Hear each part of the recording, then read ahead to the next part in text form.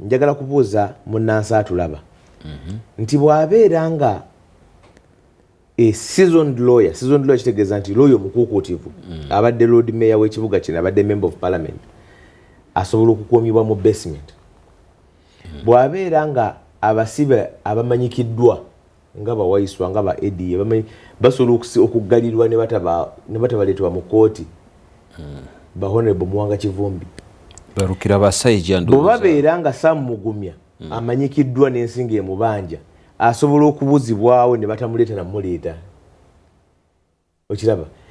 bw'abeera nga ekiragiro kya Supreme Court ekyaweebwa nga 3 January omwaka oguwedde nti muze file ezirina mu civilian mu mikono gya kooti eza bulijjo kinyoomebwa ku Supreme Court kooti ensukkulumu gwe weetunuuliremu gwali eyo oba okubanduula oba okola ki